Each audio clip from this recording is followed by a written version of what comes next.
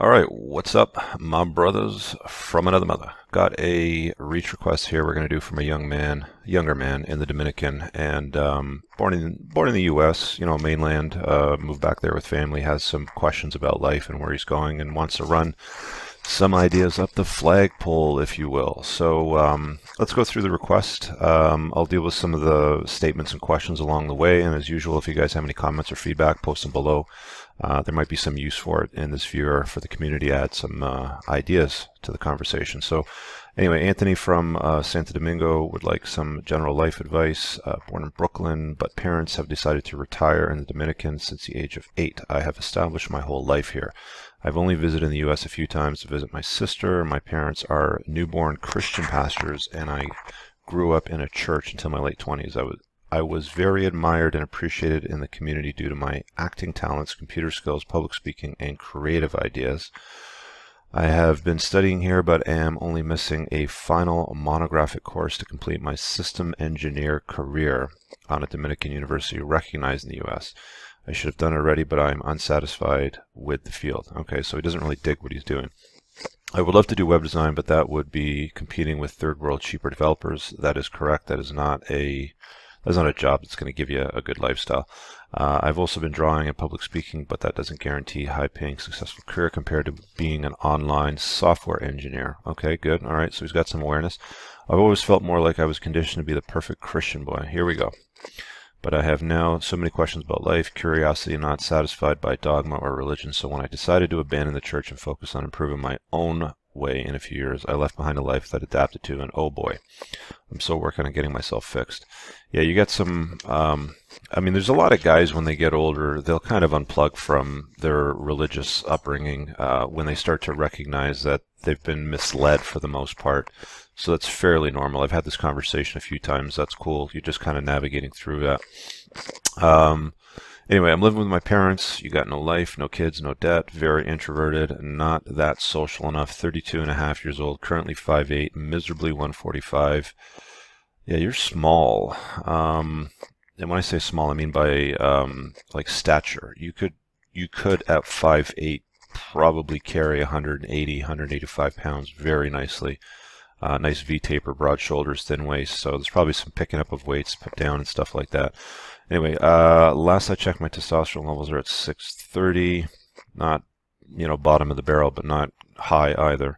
I might sound pessimistic, but I've always felt like not giving up my potential. I felt left behind. I can tell you right now, as soon as you start picking up heavy things and eating well, those levels will go up. You'll be stronger. You'll be more focused. You'll have more eyes on you from the opposite sex. There's all kinds of benefits. Anyway, let's keep going. Anyway, I discovered YouTube channels like Red Pill Philosophy, TFM, which made me learn about how the world really is out of my comfort zone.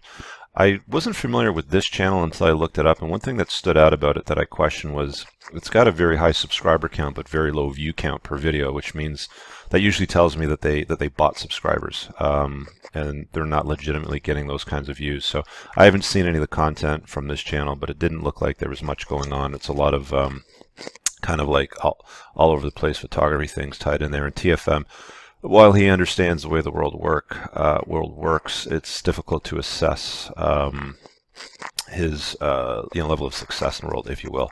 But I've got a lot of respect for the way his brain works. We've had him on Redman groups before.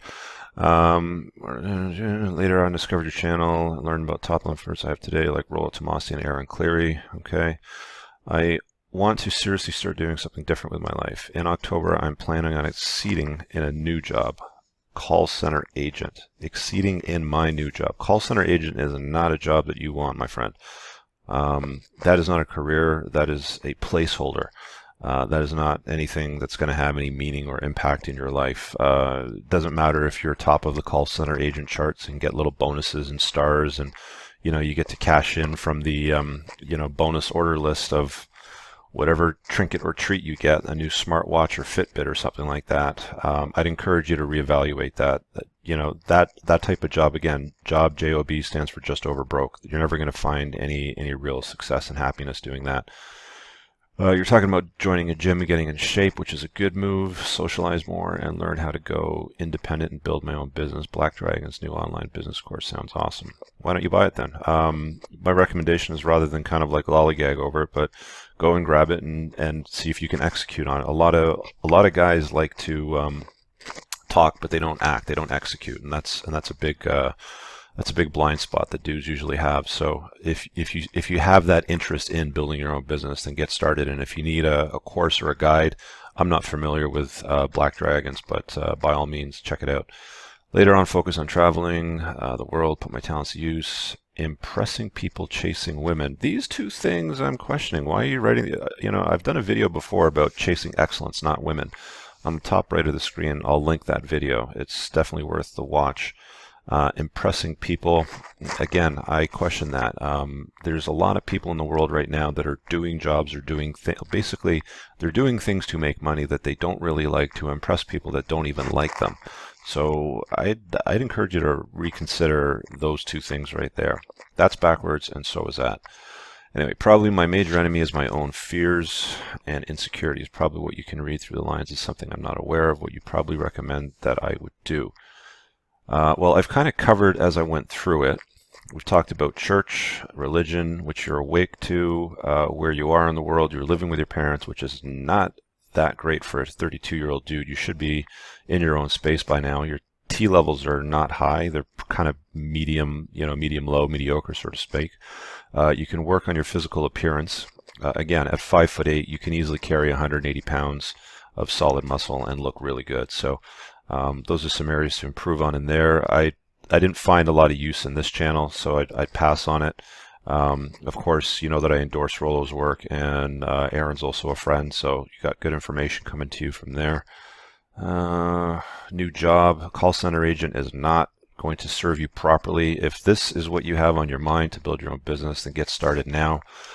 Time is on your side. You're still relatively young.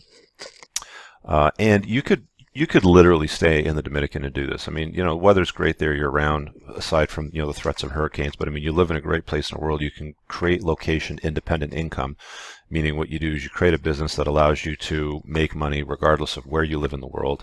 And one of the best ways to, of course, do that is to create subscription revenue. So whether you build a community or some kind of information, something that might be useful. But those are the ones that I highlighted as I'm kind of going through this. So kind of to wrap up with some final closing notes. Well, I think your biggest enemy is the things that I highlighted that are in your blind spots. So go back and watch the video again from the beginning, because I did highlight them. We talked about these two things. Probably you read through. I'm not aware of. Would you sincerely recommend me do? Okay. Well, guys, comment in the description below if you have any feedback. On a final note, beyond what I've offered here, on a final note, he says, I keep hearing Canada is requesting youth professionals to live and grow families there. Is it worth it? Well, since we've only gone about 8 minutes in this video, and I usually do about 15, I'll spend some time on is Canada worth it? Yeah, the Canadian government has a lot of land. We have 1/10 the population of the U.S. and probably around the same land mass, if not more. So, yeah, do they want more people to live in Canada? Do they want to encourage young people to live here? They've got all kinds of programs, and I know that they're actively, making mention of it to foreign governments to encourage the youth to come and move to Canada. Get a job, create a business, buy real estate, pay taxes, blah, blah, blah, sort of thing. The problem with Canada, though, is it's not a very friendly place to men, if I'm being honest. If you're the kind of guy that wants to have a family and children, it is not a friendly place to be. If things don't work out, as they often don't, family law is definitely on her side. There's no beacon on the horizon saying that's going to change or get better for guys anytime soon. So you run into a very risky environment. And if you've come from more of a patriarchal sort of upbringing where there's more traditional gender roles between your mother and father sort of thing, even in the church, you'd be surprised at the attitude that the government and, especially like feminine has kind of indoctrinated into women here. So you run some risks. Is it a nice place to live? Personally, for me, when I retire, I'm going to be going somewhere south near an ocean. Maybe it'll be the Dominican, maybe it'll be the Mediterranean, who knows. It's cold here in the wintertime. Winter kind of runs from about October, November till March, April-ish. Spring usually springs around May. So, the winters are long, cold, and kind of dark. The summers are hot and usually humid. Depending on where you live, you want to go to a metropolitan city if you do decide to move here, Toronto or Vancouver. Probably Toronto's the best bet. It's the biggest city in Canada, fastest growing, where most of the migration is. Real estate prices are going up. But I think overall, I would consider maybe moving to the U.S. if you're an American citizen. You were born in Brooklyn, I believe, so that should make you an American citizen. Your sister lives there. You're going to have more opportunities in the States. The weather's nicer. The political climate towards men is friendlier than what it is in Canada. I mean, we have a liberal government. You've got a more conservative leader in the States right now, although there's a lot of conflict. You've got, things going on in the States that are borderline civil war, if you're asking me, between the left and the right sort of thing. But that's just the bonkers environment that we live in today. So if you're looking to move anywhere, I would probably say pass on Canada, even though I live here. It's probably a little friendlier to minorities versus the States, but the States has a lot more advantages. I mean, if you're willing to do the work and you're going to put in the time and you're going to bust your ass, you won't get a higher payback anywhere else in the world. I don't think anywhere than living in the United States. I've got friends that live throughout the world, and bottom line, the U.S. is a much more friendlier place for an entrepreneur. You're going to have other problems that come up along the way. You've got, of course, more crime. It's a little bit less safe in certain cities and places. I mean, if you have the money and you live in a nice place, it's going to be a lot safer. They're fairly litigious when it comes to just randomly suing people for fun. That's shit that doesn't happen in Canada very often. So there's a kind of, there's things to consider in a way. But I think overall, your question is, should you, is Canada worth it, basically? Well, you've heard my feedback, so that's entirely up to you. All right, I'm going to leave it at that in this video. Maybe I'll do a more detailed comparison in the future on is Canada worth it. But guys, leave your comments below. Smash the like button. And if you have some feedback for this guy, certainly leave it. Last thing but not least, of course, channel sponsor, Tactical Soap Company. Check out their product. It's infused with pheromones. It's great for guys if you're out there in a sexual marketplace, even if you're married. It will definitely improve your game naturally.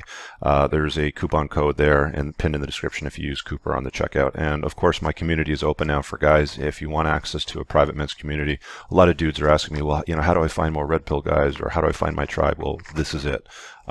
On the top right of the screen, top right, whatever which way that is, I'll put a card up which will give you the link to join. It's also on the end card as well, but consider it like a Netflix membership. You pay monthly. You help support the creation of my work on the channel for the free shit. You also get premium content on the back end, a private Facebook community, and live Q&A sessions with me twice a month now. Anyway, see you guys in the next video. Peace out.